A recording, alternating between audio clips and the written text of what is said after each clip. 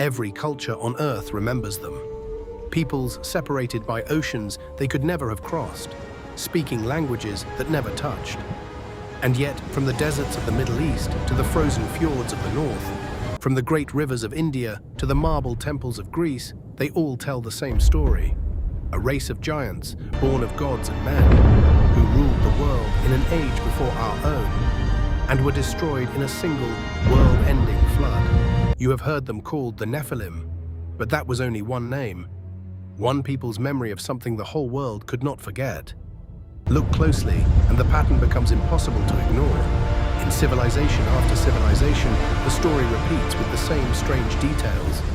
Beings of enormous size and power, the offspring of sky gods and human women, keepers of forbidden knowledge, rulers of a lost golden age built on pride and violence. And in nearly every version, that age ends the same way, drowned beneath a great flood sent from the heavens to wipe the corruption away. 4 details, the same 4 details, on every continent on Earth. This is not how separate myths behave. Inventions drift apart.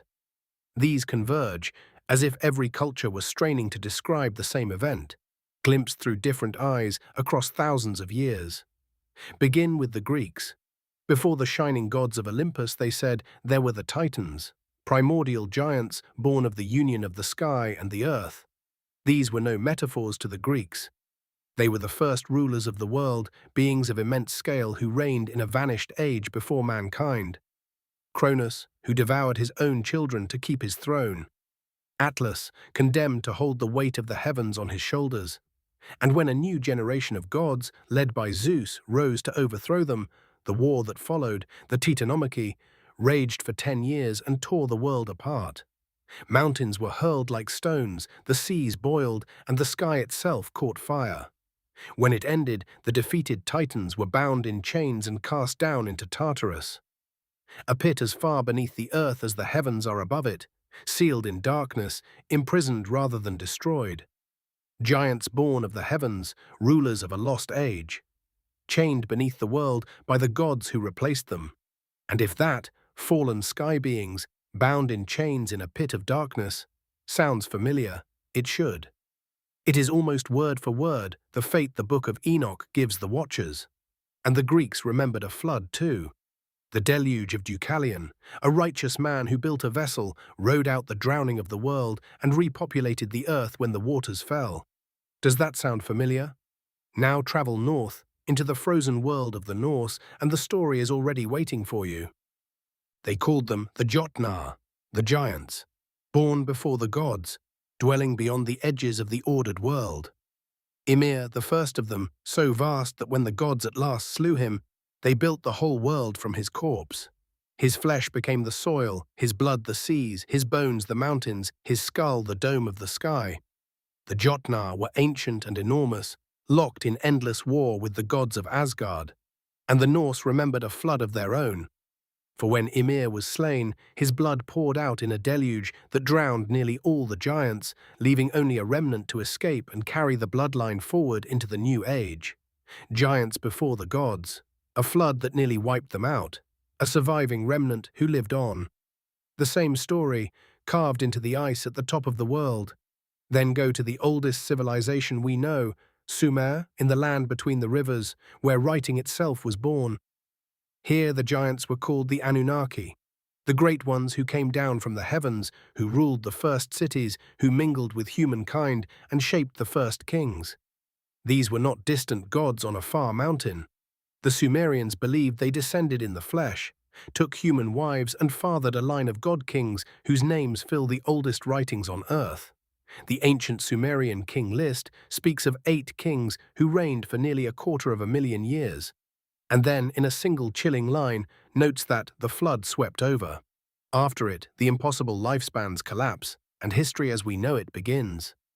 And from this same land comes the most haunting echo of them all.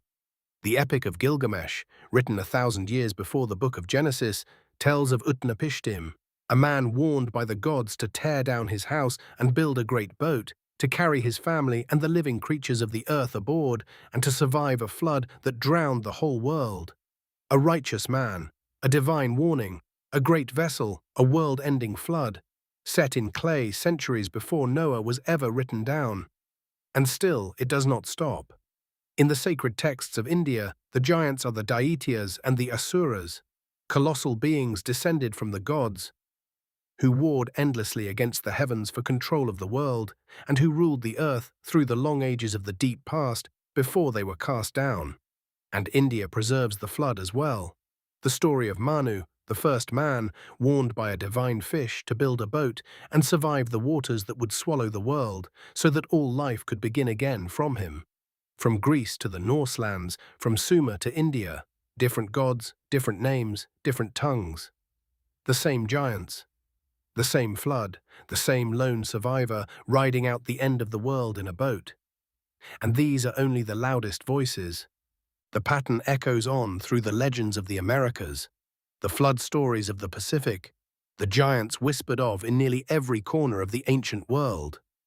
So ask the question the textbooks step around. How? How did peoples who never met, who could not have shared a single book, a single traveler, a single spoken word, all preserve the same impossible memory? Giants born of gods, a corrupted age of pride, and a flood that ended the world. There are really only two answers. Either the human imagination, on every separate continent, invented the exact same story down to its smallest details, which strains belief past the breaking point, or something real happened, a real age, a real race of beings, a real catastrophe, witnessed by the ancestors of everyone alive today and carried forward in broken fragments as humanity scattered across the earth and slowly forgot. The Bible called them the Nephilim. The Greeks called them the Titans. The Norse, the Jotnar, the Sumerians, the Anunnaki. The people of India, the Daityas. Not 5 myths, 1 memory, and if that is true, the meaning is staggering. It would mean the story we have been tracing is not a regional legend, locked away in one ancient scripture. It would mean it is the oldest shared memory of the entire human race, a single event so vast, so terrible, that no culture on Earth could ever fully bury it. Think about what that requires. For a memory to survive in Greece and in Iceland, in the deserts of Sumer and the river valleys of India, it had to come from before these peoples ever split apart and scattered across the earth. A memory that old, shared that widely, is not the kind of thing a poet sits down and invents. It is the kind of thing that happened. The giants were not the fantasy of one desert people. They were a global reality. And the flood that ended them was not one nation's story. It was the world's, remembered everywhere, because everywhere someone survived to tell it. But here is the strange gift hidden in all of this. Each culture saw the giants through its own eyes, and each remembered something the others lost. And no people remembered them more vividly than the Greeks. The war in the heavens, the gods who rose up, the fall of the first rulers of the world. If we want to understand what the Nephilim truly were, we have to go where their memory burned brightest of all. But the story doesn't end here. Subscribe to History Remembered, and next we step into the Titanomachy, the war of the gods and the giants that the Greeks could never forget. Because the deeper you dig into the ancient world, the clearer it becomes. The old powers never truly vanished, they were only forgotten.